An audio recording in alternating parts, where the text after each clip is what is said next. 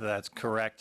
Thank you, Mr. Chair, and thank you, Minister, for coming today and answering the questions on the estimates. And I noticed your testimony last week before the Canada-U.S. Relations Committee, where you were speaking at length about issues facing the energy industry in the country and where we are failing and continue to fail in advancing key infrastructure. But let me ask a pertinent question, because you did relate to it in your speech here, and that was about saving the planet and lowering emissions. And I'll refer back to your speech last week, your testimony you gave, where you said, it's a capitalist country, Canada is. We drive investment, we provide the parameters and the certainty in order to drive investment. It will be the marketplace that makes sure this is a sustainable change to a lower emission future. Well, last week, Chevron Canada decided that their investment in Kitimat LNG, in which they've spent $3 billion over the past 7 years, cannot find a bidder. And that project alone would reduce carbon emissions around the world by about 40 megatons per year. So almost 5% of Canada's emissions alone.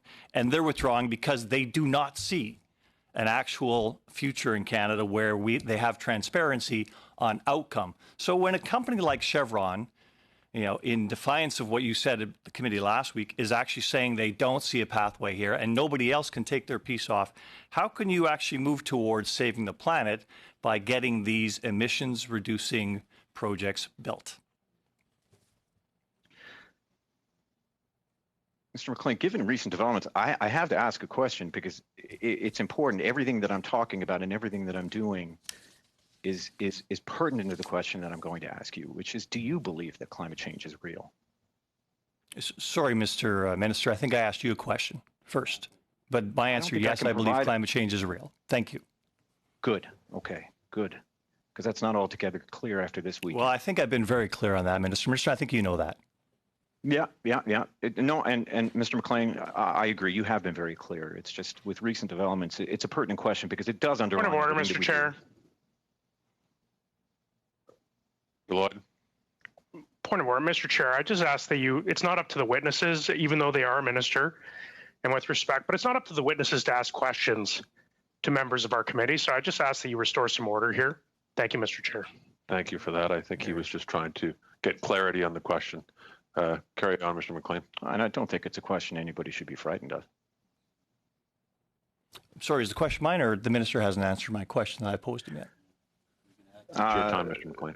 Mr. McLean, what I would say is this: market certainty is absolutely the only way that we're going to achieve our climate goals. So where we can provide that certainty, where we can provide that institutional certainty, that's how we will draw investment. I mean, I'm convinced of that. It's the only way to go.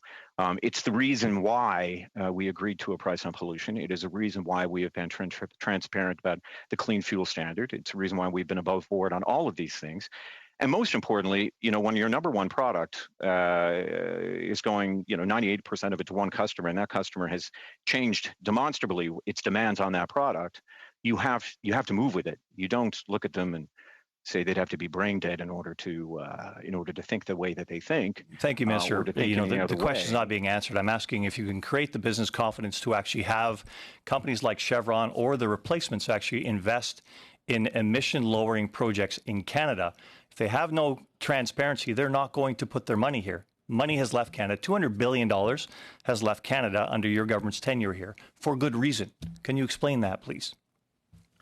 First of all, Mr. Speaker, I think the minister is being, the member is being selective, perhaps, in the investments that he is looking at and the list, and what he's choosing. I mean, I in fact, as I've stated to the member on several occasions, am proud of the fact that we have achieved so much in such a short amount of time.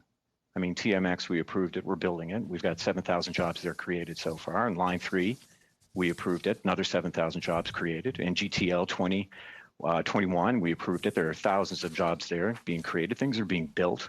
Investment is coming in. LNG Canada amongst them. And we will continue down this path because it's working. Well, thank you. And let's go over those. And I'm glad you raised those, Minister, because TMX was approved before your government came into power. You had to reapprove it because you broke it. You broke it, you bought it. Okay, 7,000 jobs were actually being undertaken with the previous proponent of that project was a private sector proponent who left Canada, and your government had to pay them to leave Canada because you were going to face a NAFTA challenge. So I challenge that you actually have those jobs. I challenge that there's actually investment coming into this country when it's government investment as opposed to private sector investment, which is negative at this point in time. KXL, that's billions of dollars and thousands of jobs that have left Canada. Tech Frontier, again, Minister, I don't know how that failed, but your cabinet, it didn't seem to cross the line, and I do need you to start advocating more for this. My colleagues and I will do anything to help you, Minister. This is a minority government. We'd like you to get these projects over the line to build jobs in Canada and bring investment to Canada. So tell us how we help you get these projects over the line with your cabinet colleagues who don't seem to see things the same way you do when you speak. Well, I would not agree with that. I think my cabinet colleagues and I are as one, as we should be. But, you know, we are very clear that what we want to do, what we need to do, and what the marketplace is demanding that we do is find ways to lower emissions. I have to contest your analysis on TMX. You guys, when you were in government, could not get it built. And one of the things that we have been able to do is embrace jurisprudence, and as I would say, the world as it is and not as we wish it to be, a world in which climate change is a reality, a world in which the courts time and time again had said about TMX that you were not building it the right way and were vetoing it in every step. So if you want to provide the market certainty, you embrace the world as it is because people deal with facts. And the fact was courts time and again were saying that we were not doing it the right way.